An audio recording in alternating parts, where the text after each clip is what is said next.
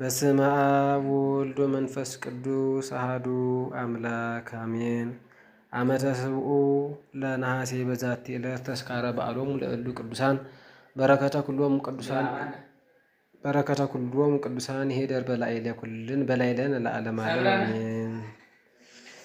አንድ አምላክ በሚሆን በአብ በወልድ በመንፈስ ቅዱስም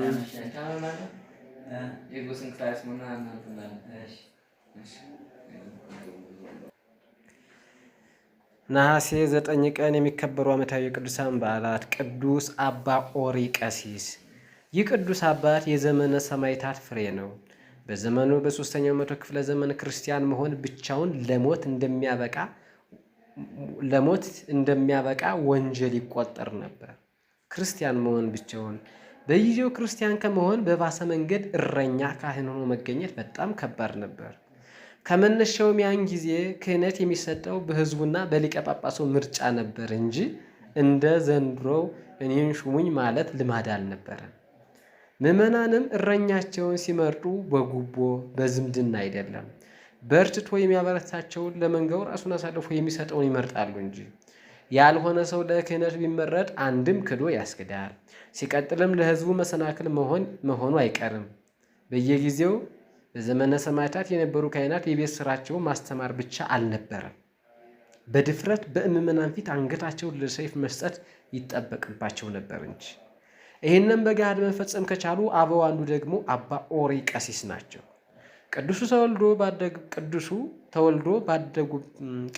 ተወልደው ባደጉባት ሀገረ ስጥሙፍ የግብፅ አውራጃ ናት። መጻሕፍትን የተማሩ ተወዳጅና ደግ ሰው ነበሩ። አባ ኦሪ ገና ከወጣትነት ቀዳሚ ግብራቸው መንኖ ጥሪት ወይም ምናኔ ነበር። በንጽህናቸው ደስ የተሰኙ ምዕመናንም ቅስና ተሹመህ ምራን አስተምረን ቢሏቸው አበው በውዳሴ ከንቱን አይፈልጉምና አይሆንም አሉ።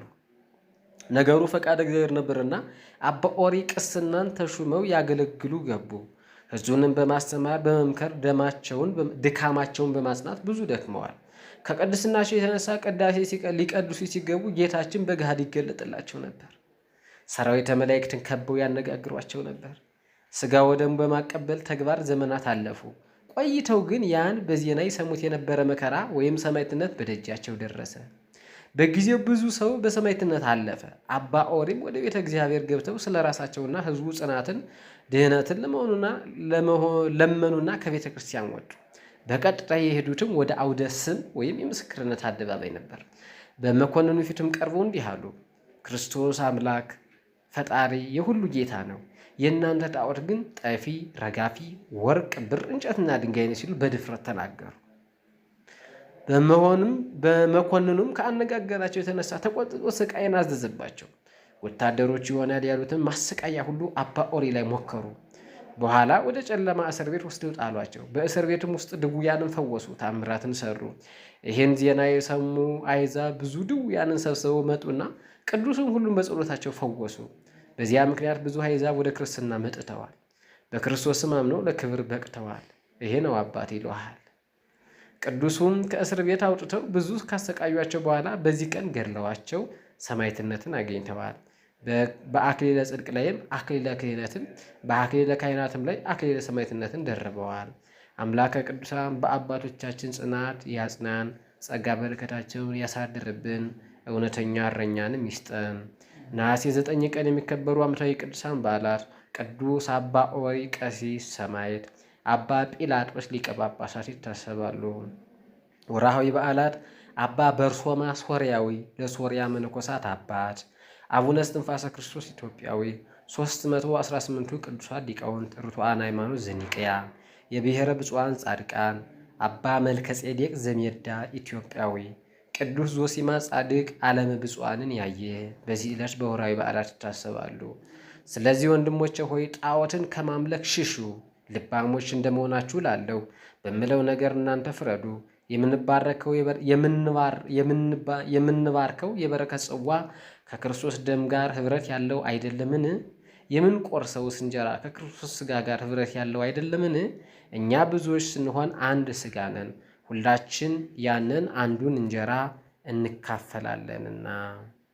እንኳን አደረሳችሁ። መንግሥተ ሰማያት ቀርባለችና ንስሐ ግቡ።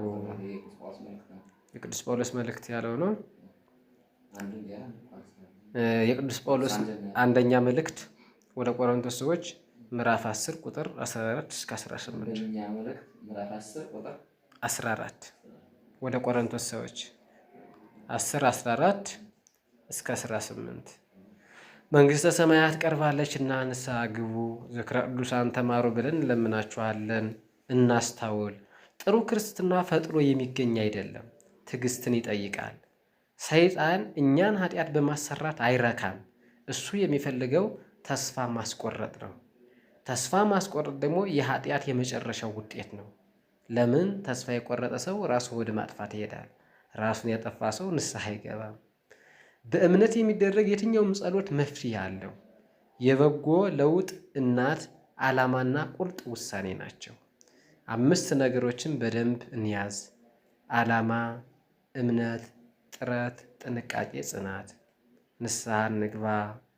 ዝክረ ቅዱሳን ማኅበረ ቅዱስ ዳዊት ጉባኤ ዘጎንደር ፍቅር ያጀብረኒ ከመ እንግር ዜናሆሙ ለቅዱሳን አፉየ አስተንፈሰ ወልሳንየ አልሆሰሰ ለክብረ ፍልሰትኪ ድንግል እንዘ አቄርብ ተውዳሰ ማርያም ዘኮንኪ ቅድስተ ቅዱሳን መቅደሰ በቅድሜኪ እግዚእትየ እመረከብኩ ሞገሰ በየማኔኪ ባርክኒ ስልሰ።